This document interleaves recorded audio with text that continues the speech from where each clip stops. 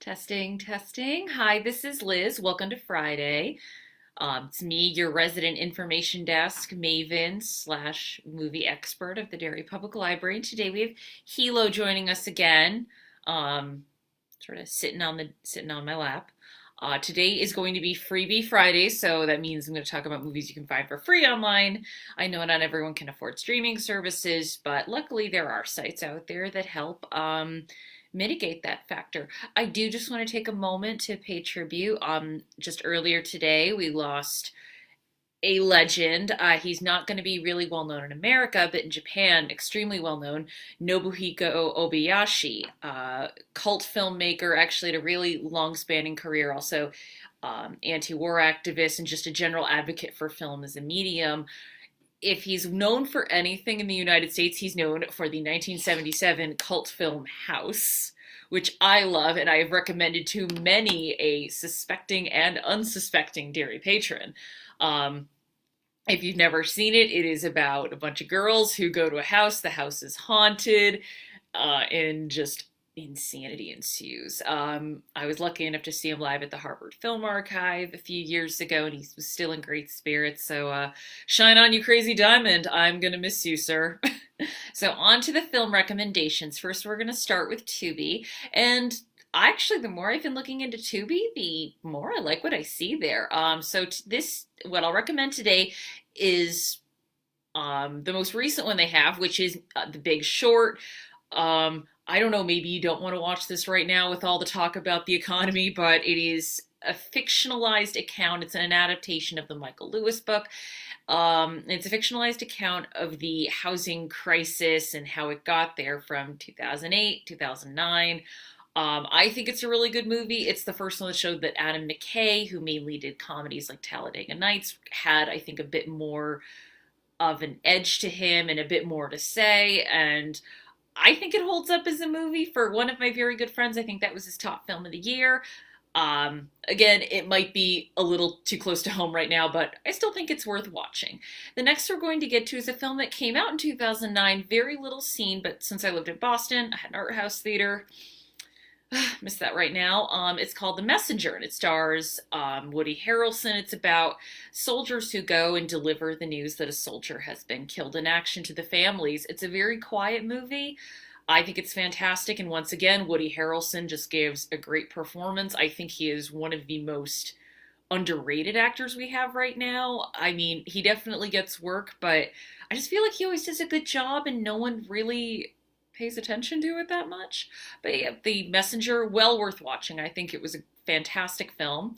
Another one directed by one of my favorite directors, Kelly Reichardt, which is it's a film called Meek's Cutoff. It stars Michelle Williams. And if you like westerns, but westerns that have a bit more of a realistic bent to them, this is one for you. This is about a group of people. They're going west. They get lost and they have to find their way. It's a very naturalistically directed movie, so there's not a lot of, oh, I don't know if Hilo wants to stay here. Come on, Hilo, don't you want to be an internet star?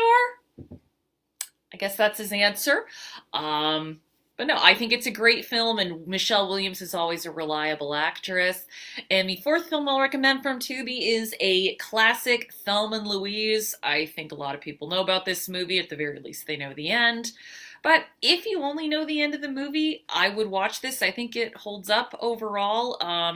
It's definitely a hard film to watch in the beginning, but it's worth it, if only for Susan Sarandon and Gina Davis. They have a real great rapport. And I was about to say there's no sequel, but I wish I could see them team up in a movie again because I really liked watching them together, and I think they had great chemistry on screen. So on to Voodoo. This is definitely a recommendation that isn't for everybody, but if you're interested in very influential filmmakers in America, it's one to look for. It's Blue Velvet, the David Lynch film. It's not the movie. It's David Lynch had made movies before that definitely made a splash. He had Eraserhead. He had The Elephant Man, the very ill-received Dune adaptation in 1984. But this was the one that I think got a lot of attention, where it's like, yes, this is a filmmaker to pay attention to. I am not the biggest fan of Lynch. I think I respect him more than I like his movies. But if you want film about crime, a film about like small town intrigue that has a very different bent to it, that has a little bit, it's a little off, it's a little quirky in a darker way, you will like Blue Velvet. If you're looking for documentaries, Voodoo also has Citizen 4, which is the documentary a few years ago, Edward Snowden. I think that's still, relevant book. He had his autobiography come out. It was either late last year or early this year. Time is a flat circle right now. We may never know. I'm still not quite sure it's Friday.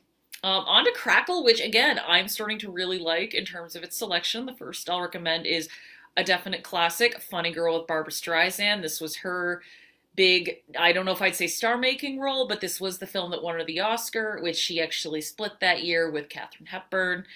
Um, it's a very fun and charming movie, and I think whatever you think about Barbara Streisand overall, I think she is a dynamic performer, especially when she was just starting out. She was like young, hungry, ready to just be like, here I am, world, cast me in things.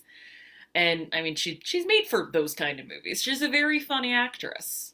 Um, Up next, a more recent film. This is called Adult Life Skills and stars Jodie Whittaker, who you've probably seen.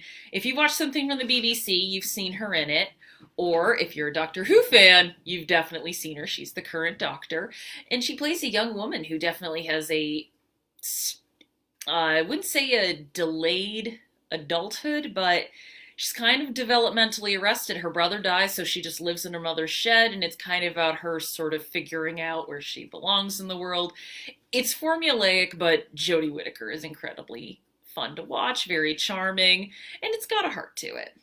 Third one I'll recommend is for fans of Wes Anderson, Bottle Rocket. This is his debut feature, and I always find, especially for someone like Wes Anderson, who has such a distinctive look and style to his films, it's interesting to see his first film, and you can already see the blueprint being laid for what he likes to do, and just kind of where he could go.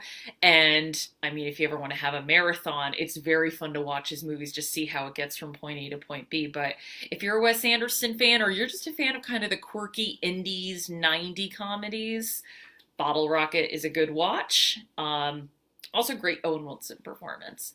Final film recommendation of the day you can find on YouTube. It's free with ads, but it's a movie that I think doesn't get enough credit.